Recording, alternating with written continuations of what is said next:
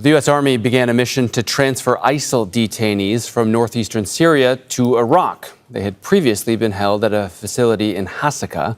Up to 7,000 ISIL detainees could be transferred from Syria to Iraq-controlled facilities. The U.S. says its forces are coordinating with the Iraqi government, facilitating the orderly and secure transfer of detainees to prevent a potential jailbreak.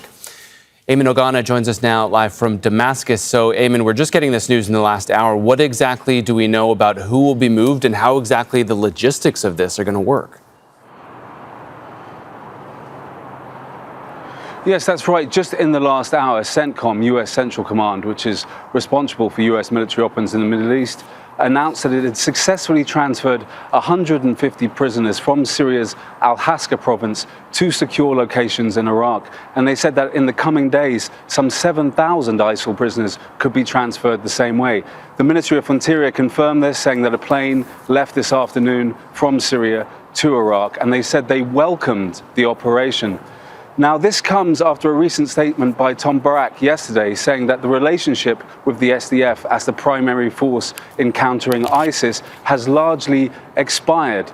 Now, the SDF has enjoyed a strong relationship with Washington for more than a decade. The US essentially established the SDF. It trained the SDF, it worked with the SDF, it fought alongside the SDF. But now we're seeing a shift in who the US's primary partner is. The US has recently enjoyed a strong relationship with Damascus, and Damascus has now become the primary partner, the US says, in combating ISIS, including looking after the prisoners. But this transfer shows that there may be some doubt about the chaotic situation in Syria being able to control these ISIS prisoners. Now, in the last few weeks, there have been clashes between the SDF and Damascus, and as the US said, has carried out these transportations into Iraq, it may be a sign that they're very worried about the chaotic situation in Syria's northeast as they continue to stay focused on countering ISIL in Syria. Yeah, and they obviously have a limited window to work with, given that there's only a 4-day window of ceasefire that we are in right now between the Syrian government and the SDF.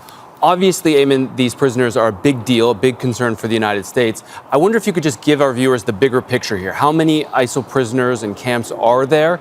And is there a longer-term strategy on what to do with the people who are held there? There are tens of thousands of ISIS fighters and their families from over 60 different countries being held in Syria, traditionally until yesterday looked after by the SDF. Now, yesterday, President Trump said that these prisoners were the worst terrorists in the world, and that the US will do everything it can to continue combating ISIL and taking care of its prisoners, including these transfers to Iraq that we've seen today. Now, it's interesting that this transfer of prisoners is happening during the ceasefire, the 4-day ceasefire between the SDF and Damascus. The two sides have been clashing in recent weeks, leaving many to fear that ISIL could fill this opportunity and start to resurge in Syria.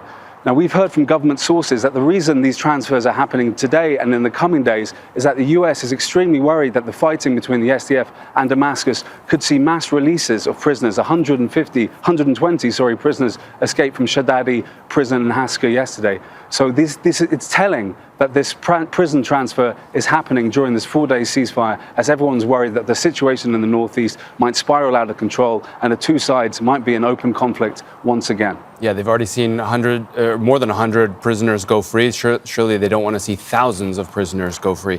Eamon Ogana for us there in Damascus. Thank you. Don't miss out. Get the full picture. Subscribe to Al Jazeera for reliable news, expert insight. Like, share, stay ahead.